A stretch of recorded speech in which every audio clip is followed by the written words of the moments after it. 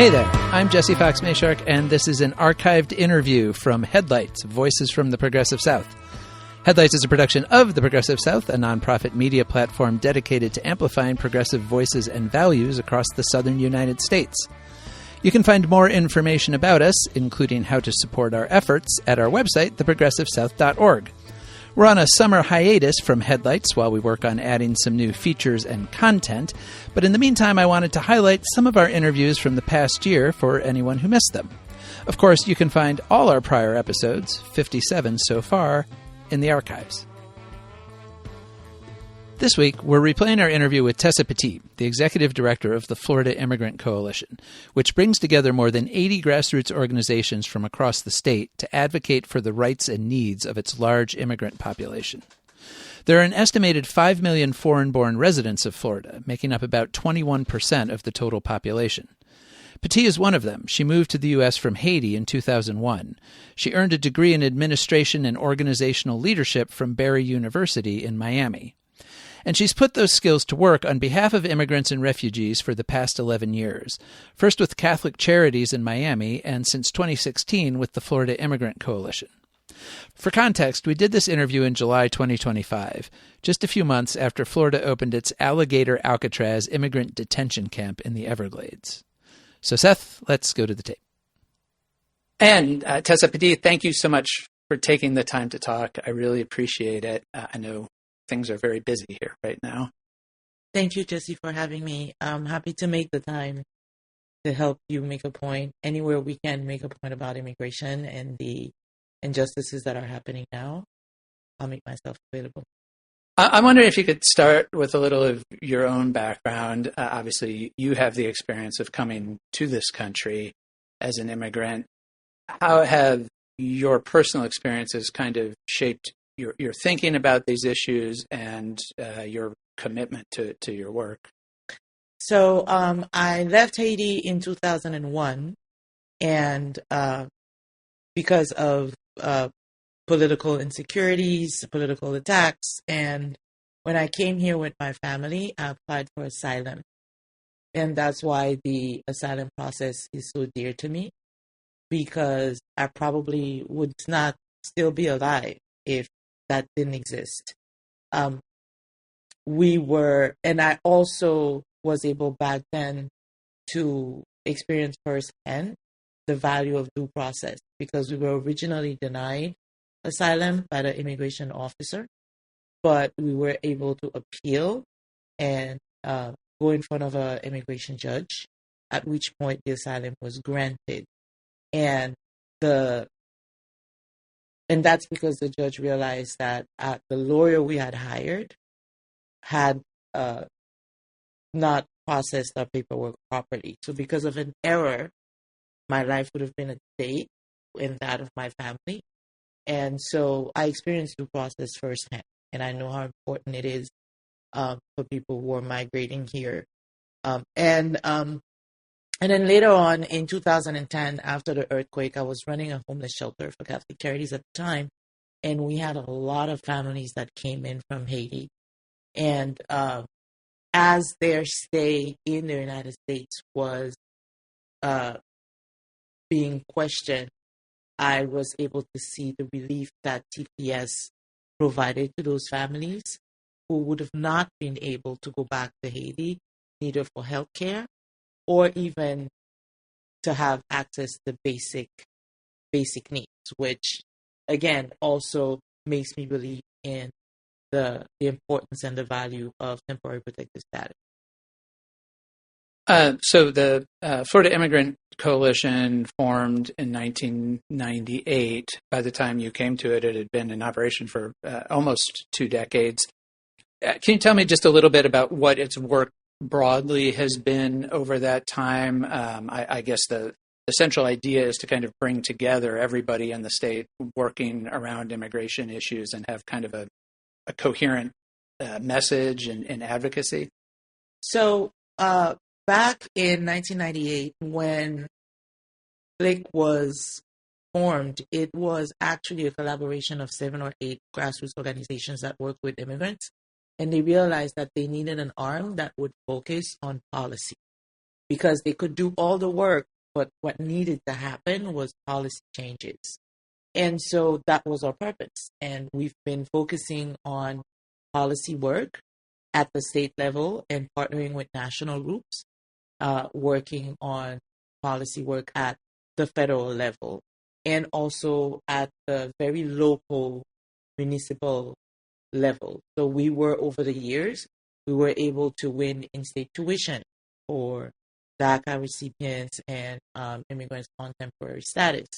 We were also able to work, because a lot of our members are also in labor, we were also able to work on 5415, the minimum wage. We also worked on wage protection, wage theft protection in Miami-Dade County, because there were a lot of undocumented immigrants who were being abused and their wages were being held from them. So that's what our initial focus was. And then in 2017, right at the very beginning of Trump 1.0, we started focusing on what we call community protection also, which is educating families, educating individuals, sharing with them, teaching them their rights, and helping them prepare in case of an unexpected deportation or ICE enforcement. And but we could, and that's basically what our focuses are. And then also litigation. We're litigated against Miami-Dade County. We're in litigation with the state. So we use all possible tactics to make sure that there is fair treatment for immigrants in the state, but also to make sure that immigrants are informed of their rights. So in the time that you've been at Flick since 2016, I guess, has all of this work gotten harder? The rhetoric, I mean, of course, the United States has a long history of anti-immigrant rhetoric, and we've gone through many cycles of this in our history. We are obviously at another peak now of this kind of anti-immigration fervor coming from the federal level and in Florida, really from the state level as well. So I guess how has that shifted in the last 10 years, and how has Flick had to adapt in response to that? We've definitely seen a shift. What we had in 2017, we were all on the fence, and we were there for at least 4 or 5 years. But we did see the changes, right? We started seeing the changes in Florida legislature. 2023, we had to fight against one of the most horrible anti-immigrant bills in the United States. We were able to water it down, but not get rid of it completely. And we're seeing more intentional attacks on immigrants. So we've done more advocacy work at the state legislature. We've had to increase our presence there. This year, we had full-time staff during the entire time of the legislature. And we also realized that it's gotten harder. Immigration has historically been a bipartisan issue. But we realized that years ago, it became a dividing issue. And it was, if you're Republican, you're anti-immigrant, and if you're Democrat, well, maybe you're pro-immigrant, right? But we have historically fought in a bipartisan way. We've had champions on both sides of the aisle through the years, but that also changed, right? And then, I mean, when it comes to community protection, we've had to definitely triple our capacity to protect our communities. We've had to become much more creative, and but also it's more demanding. It's like there's multiple fights at the same time. You're fighting policy. You're fighting what I would, at this point, for example, Alligator Alcatraz, I call it a human rights violation situation, and the lawlessness that currently exists. So the fights have accumulated. They're very different. The 287G agreements, which deputizes law enforcement, Florida actually has over 40% of the total number of 287Gs nationwide. And like you said, it's odd for a state like Florida to show such hatred toward immigrants. And so the fight doesn't stop. And what we're fighting now, for example, at the 287G level is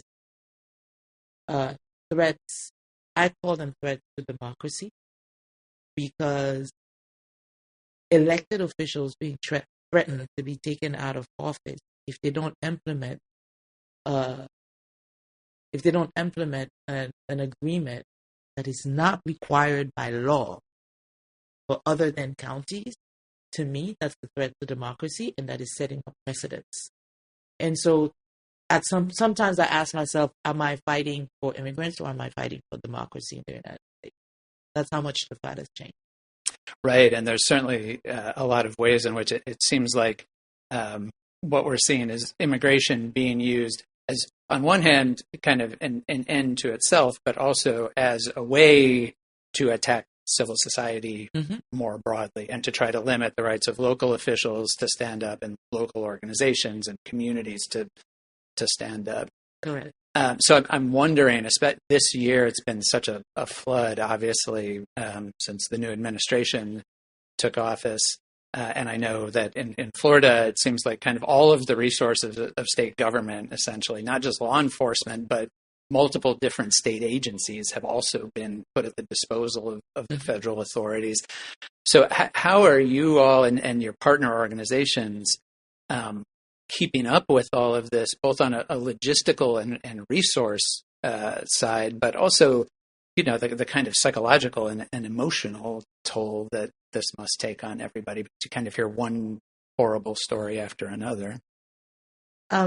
So I'll start with the psychological side. As FLIC, as an organization, we've had to do some trauma-informed training to protect our staff against vicarious trauma. We are a staff of 26.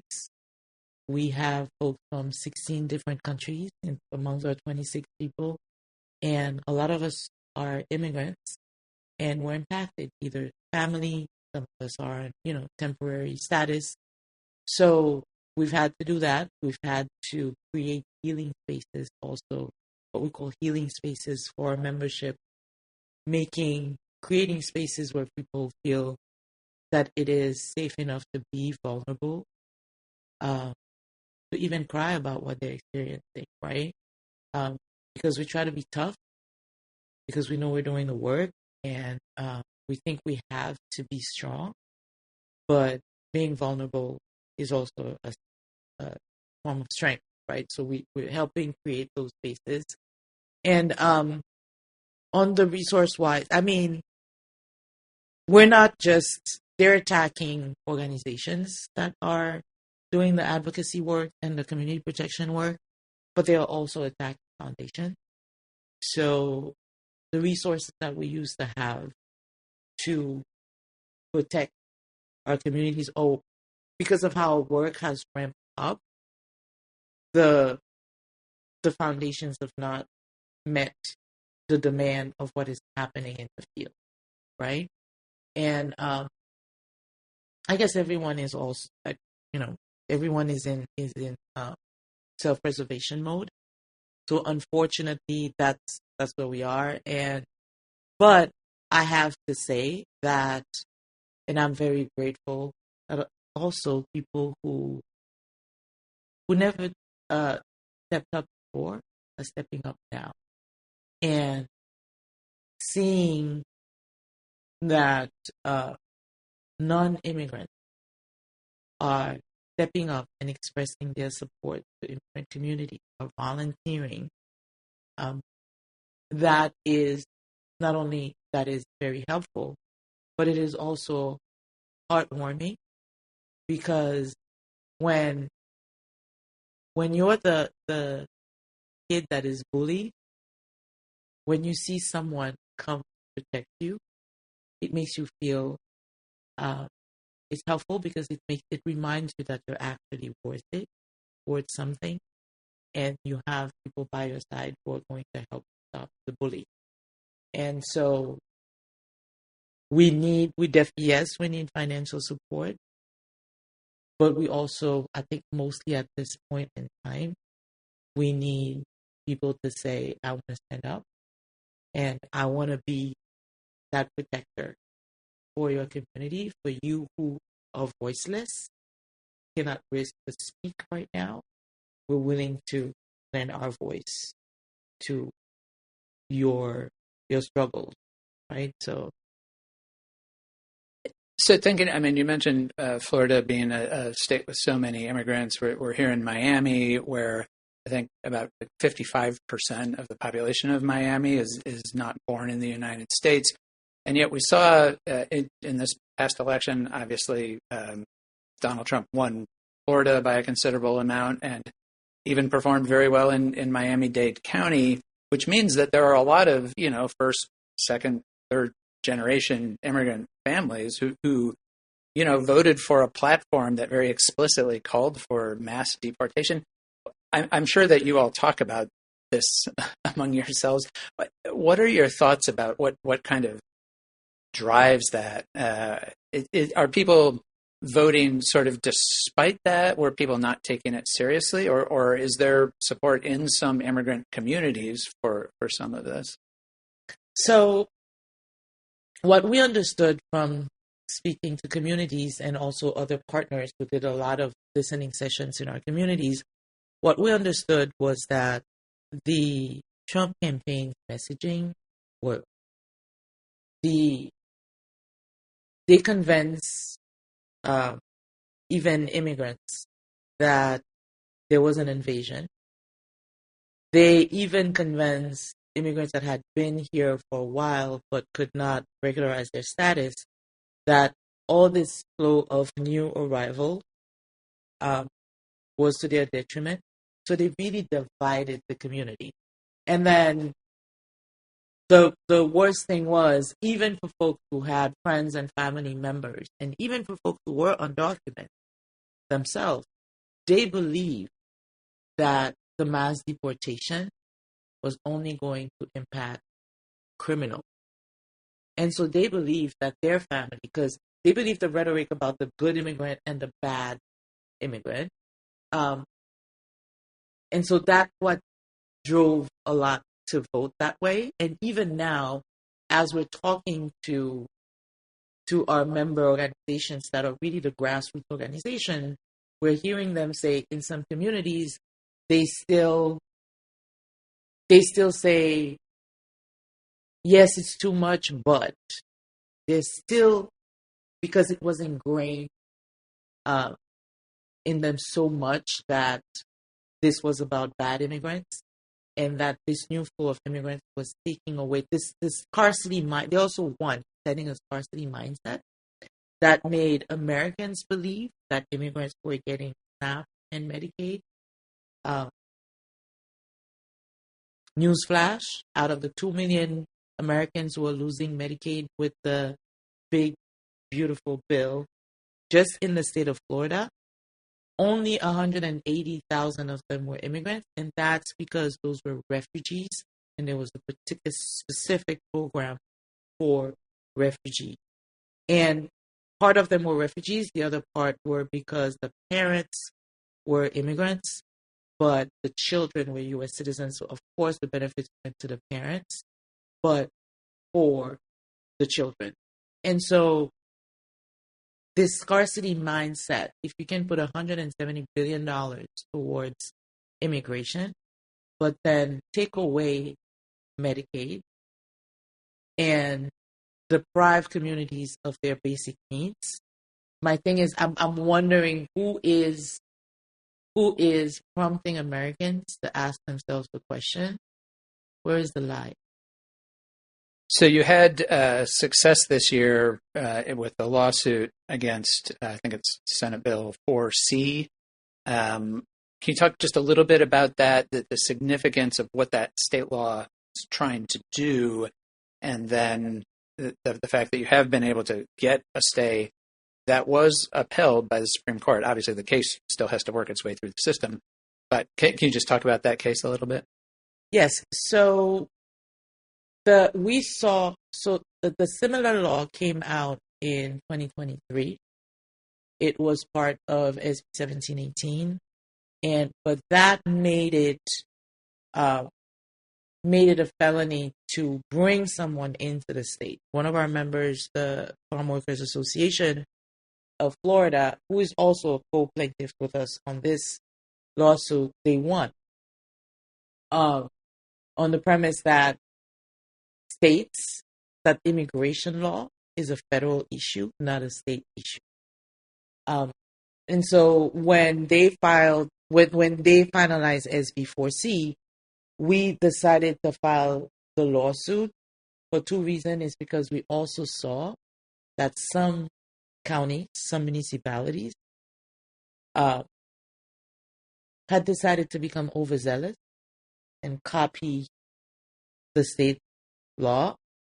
So it passed, for example, in Jacksonville, right? They had two ordinances. One of them established the same law. And that basically their local police department could literally charge people with a crime for being undocumented. For having entered illegally into the United States and then entering Jacksonville, like, doesn't make sense. But that was that. And then any abuse against immigrants is something that we have to address. So we were able to do that. And I actually got a news article right before coming to speak to you on, because you know that the Attorney General is on contempt of court, and the contempt of court requires that they submit a biweekly report. And in their biweekly report, they did confirm that there were 2 arrests made at the end of May under the SB4C. So confirming that law enforcement has been in contempt of court in the state. And what not only being able to stop something unlawful is one thing, being able to stop this principle that states can now pass immigration-related policies, right, which is a federal privilege, is another thing. And then, but lastly is this just shows that there are intentional disregard for the judicial branch that is happening. We're not just seeing it here in Florida, it is happening in other places. And if we can protect the validity of the judicial system, which is basically the only leg we're standing on right now, then it's just as important. So the last thing I wanted to ask you about, from kind of looking at the big picture in terms of places that you see hope, because obviously right now I'm sure everything is very fraught. I'm sure you saw the recent survey that came out that showed across the U.S. population, support for immigrants and for immigration has actually gone up this year, somewhat significantly, which is presumably it somewhat in response to the things people are seeing that they don't like. Does that give you hope? What are you hearing as you engage in kind of this ongoing fight that makes you think that things can turn around this trajectory? So I've been to a couple of mobilizations that have been organized throughout the state. And what amazed me was that while Americans are fighting, and the participants were overwhelmingly white, right?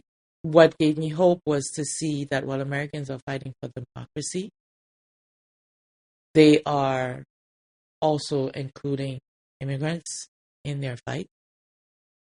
And it gives me hope because I believe in humanity.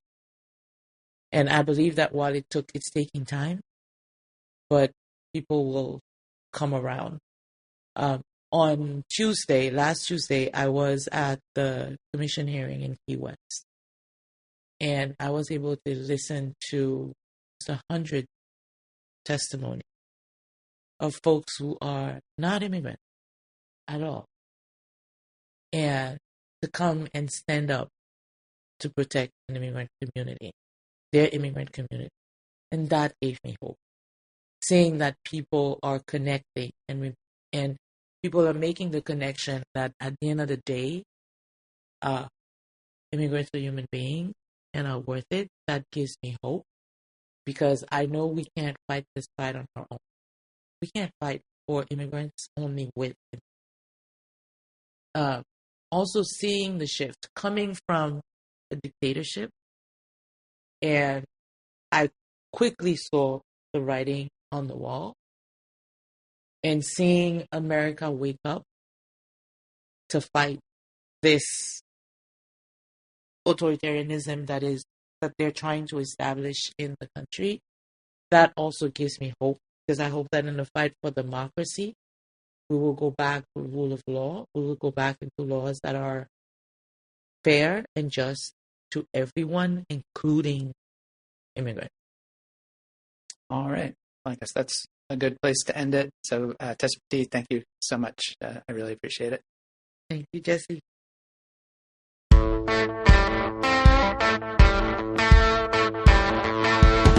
And that wraps up this archive interview. Remember, you can find any episodes you've missed right here in our archives. We'll talk to you soon.